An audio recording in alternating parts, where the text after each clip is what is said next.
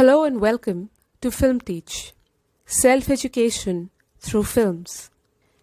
If you are interested to know how films can be used to improve our understanding of everyday concepts and phenomena in a useful way, this audio series is for you. My name is Disha and I study one film at a time to distill from it practical and useful insights. For this very first audio essay, I have chosen to study the 1993 classic Jurassic Park. It's one of my all-time favorite films. I first saw it inside a packed theater when I was 10 years old. And as a child, it was all about dinosaurs. But as an adult, it became much more than that. For one, I realized that the film sheds light on mankind's relationship with technology, and that it too has fundamental rules to abide, fundamental rules of relationships. I wanted to explore this further. To do that, I decided to pursue the following question. Can Jurassic Park help us explore the relationship between man and technology and understand it better? Here is what I found. In the film, technology is present at two ends of the spectrum. At the excavation site in Montana, technology is limited to one computer where it is just beginning to come out of its shell, so to speak. There, under Dr. Grant's suspicious eyes, technology helped recreate a digital blueprint of a fossil and was also seen as the swan song for dino diggers. However, when it comes to Jurassic Park, technology is omnipresent. There, it controlled security and surveillance systems, operated self-driven vehicles, and helped John Hammond and his team of geneticists bring dinosaurs to life. Where Montana represents the fear, disdain, and doubt that technology can evoke in man, Jurassic Park represents the discoveries and potentialities that technology can make possible for humanity. Clearly, there was a conflict between both representations, and I felt that the best way to understand these contradicting attitudes towards technology would be to study the personalities of Dr. Grant and John Hammond, who embody the conflict. I'll start with Dr. Grant. He was a man of the old ways. He seemed to rely on his body and his mind to do his job. He was quick on his feet, knew how to improvise, and was self-dependent. John Hammond, on the other hand, was an old man with a vision for the future. He possessed childlike enthusiasm, was delightfully charming, and was dependent on technology and his team of geneticists, coders, engineers, security wardens to get things done. It seemed to me that Dr. Grant's and John Hammond's approach to technology was fundamentally based on their understanding of control. Dr. Grant disdains computers and feels they've got it in for him. He finds it difficult to adapt to technology, probably because he felt it left him out of control. However, as the film unfolds and we see him on the other side of the fence facing mortal danger, he realizes that he too will have to evolve.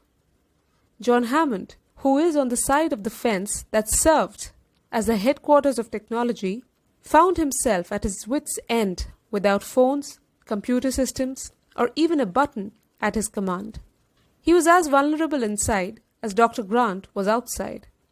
Yet, it's here that he realizes that he was over-dependent on automation. To me, Dr. Grant's willingness to evolve and John Hammond's willingness to accept his error felt like the coming together of two opposing forces on one common ground. I also felt that Dr. Grant could learn to expand his vision from John Hammond, and John could learn self-reliance from Dr. Grant.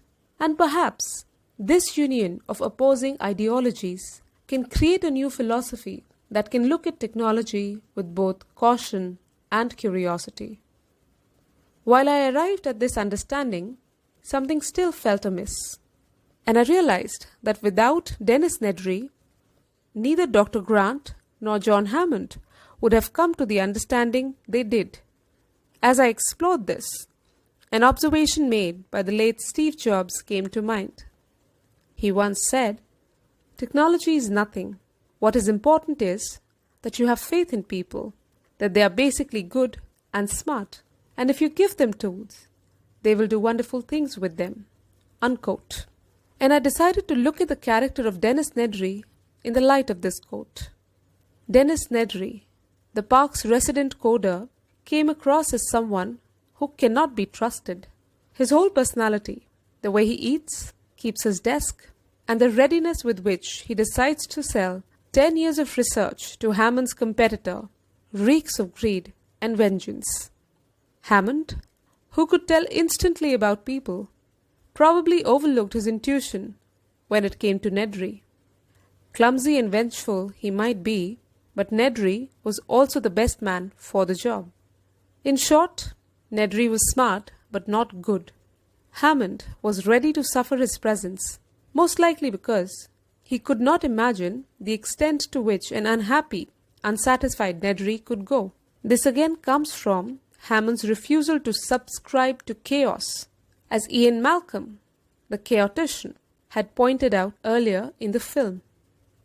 Nedry was in charge of automation. To his credit, he could network 8 connection machines and debug 2 million lines of code, something he claimed no other coder could do. Sure, he was a good find as a coder, but as an employee, he was a liability. His greed and hunger for vengeance made him put lives in jeopardy, and it was this attitude that made him abuse technology and unleash the mayhem that lay behind the 10,000 voltage barrier. In a way, Nedry was the rickety bridge that connected the vastly different outlooks of Dr. Grant and John Hammond. The bridge enabled them to walk towards each other and understand that the spirit of discovery cannot be controlled, only understood and directed. As per the film, there seem to be 3 ways in which man can define his relationship with technology. The first one I like to call the Alan Grant way. This way helped me understand that it's okay to be doubtful of technology, but to outright reject its utility out of ignorance and fear is not the best way to define a relationship with technology. The second is the John Hammond way. This way helped me realize that when one equates technology with absolute control and forgets or refuses to make room for the unknown aspects of nature, one might be left with nothing but regret in the end. Clearly, it too is not the best way to define our equation with technology. The third and the last way I like to call the Dennis Nedry way, which taught me that when we abuse technology for material gain, we stand to lose more than we ever anticipated or prepared ourselves for. And based on the fate that Nedry attracted for himself, it's safe to say that the Nedry way is also not the best lens with which to see the man-technology relationship.